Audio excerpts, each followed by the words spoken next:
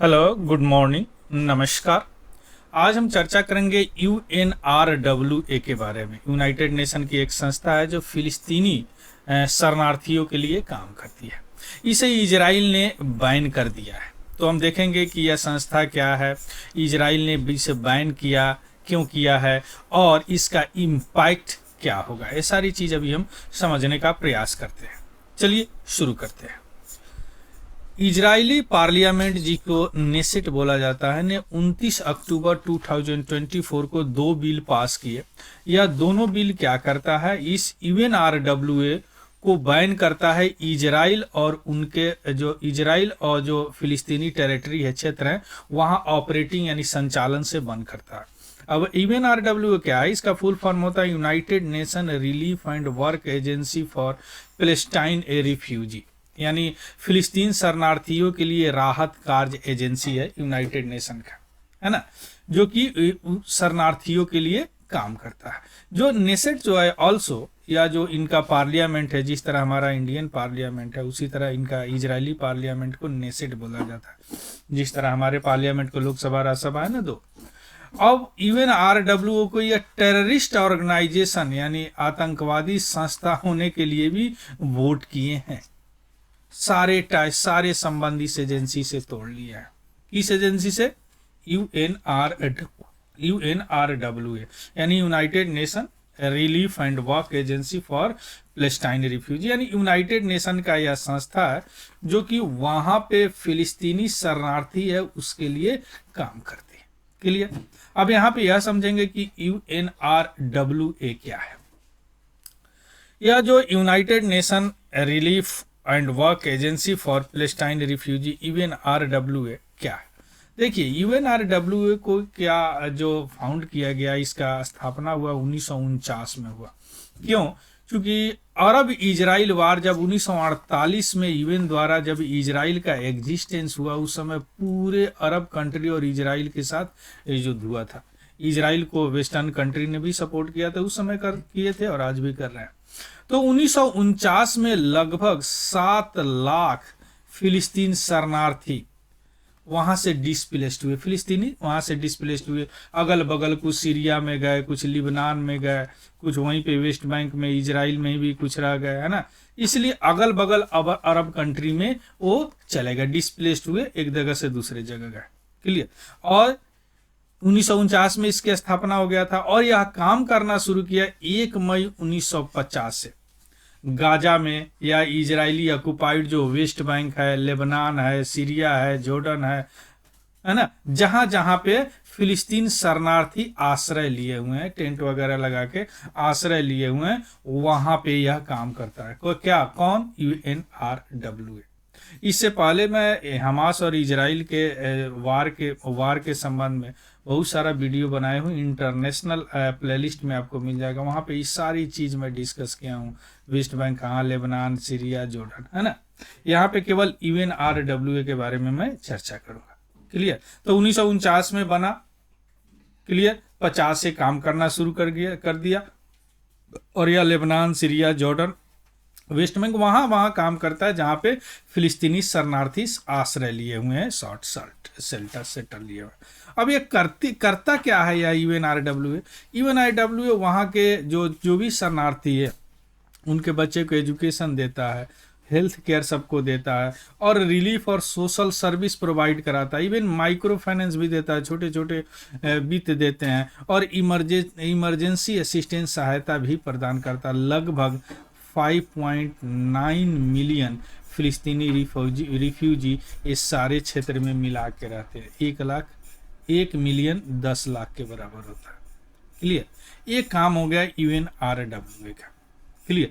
अब जो ये काम करती है UNRWA शरणार्थियों में, इसका फंडिंग कहाँ से होता है? एक्चुअली फंडिंग इसका जो है प्राइमरली जो है वेस्टर्न कंट्री जैसे यूनाइटेड नेशन, जर्मनी और यूरोपियन यूनियन से आता है और वॉलेंट्री कंट्रीब्यूशन है, कोई नियम नहीं है, जिसको जो इच्छा होता है वो देता है ना।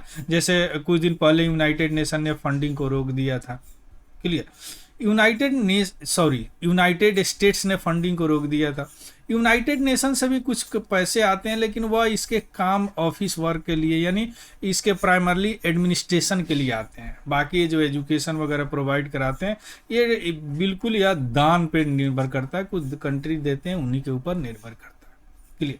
इस यूएनआरडब्ल्यूए में लगभग 30,000 फिलिस्तीनी काम कर रहे हैं, यानी वहाँ पे नौकरी कर रहा है, एम्प्लॉय है, जिसमें से 200 से ज़्यादा तो अभी जो इजरायली अटैक हुआ, ये पेजर अटैक के बाद, लिबनान वाला कांड के बाद में 200 स्टाफ मर गए हैं एक साल के अंदर में। सॉरी, जो हमास जो 7 अक्टूबर 2024 को जो अटैक हुआ उस समय से लेकर अभी तक 200 से ज़्यादा लोग मर चुके हैं। और लेबनान अटैक के बाद पेजर अटैक के बाद थोड़ा सा और तेज हुआ है यह अटैक। क्लियर। तो ये हो गया यूएनआरडब्ल्यूए। अब हम आते हैं कि जो इजराइल क्यों यूएनआरडब्ल्यूए को बैन करना चाहता है। देखिए, सबसे पहले इजराइल का एक क्लेम है कि यूएनआरडब्ल्यूए है वह अब अतार्किक हो चुका है, ऑब्सोल्यूट हो चुका है। यानी उसकी स्थापना क्यों हुआ था कि शरणार्थियों की भलाई करने के लिए, है ना, उनको एड देने के लिए, है ना, उनको एजुकेशन देने के लिए, उनको आश्रय देने के लिए, उनको खाना पीना देने के लिए, हॉस्पिटल देने के लिए।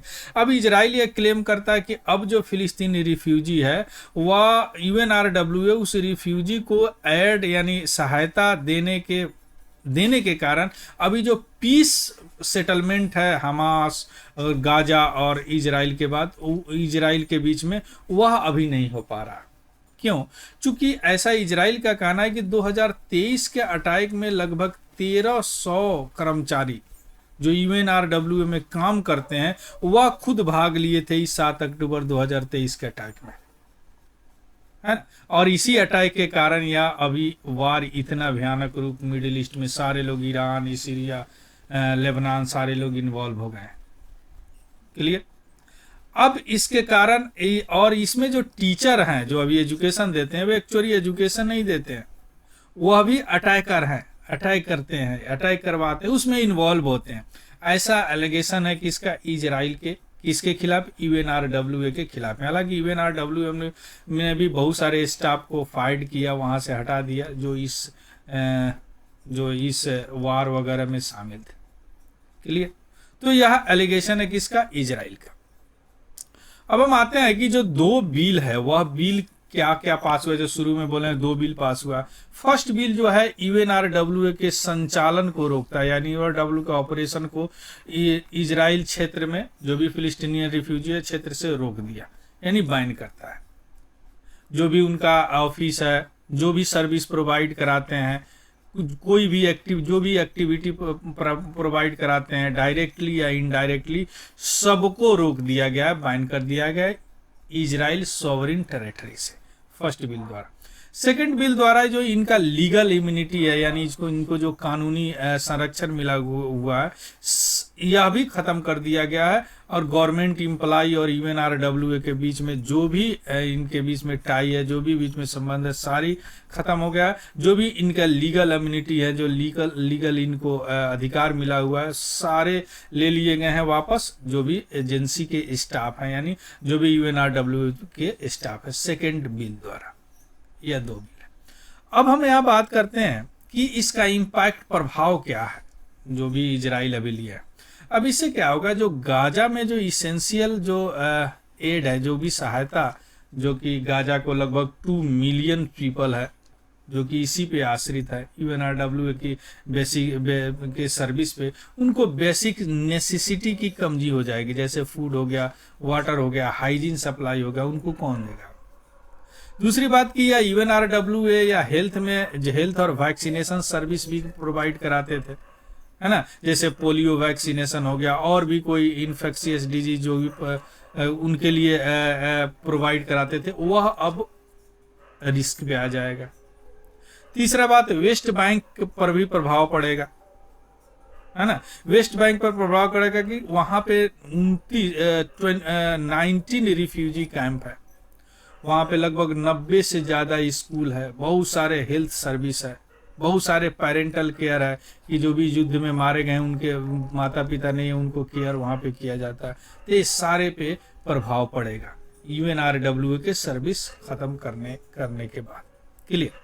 इसका पीडीएफ हमारा टेलीग्राम चैनल है तिवारी जनरल स्टडी, वहां से आपको मिल जाएगा, वहां से देख लीजिएगा, उसको भी ज्वाइन कर लीजिएगा। अगर इंफॉर्मेटिव लगा हो तो प्लीज लाइक शेयर और सब्सक्राइब जरूर कीजिएगा, और कोई अगर डाउट हो तो कमेंट सेक्शन में जरूर बताइएगा। So thank you, have a good day and happy learning. Thank you very much.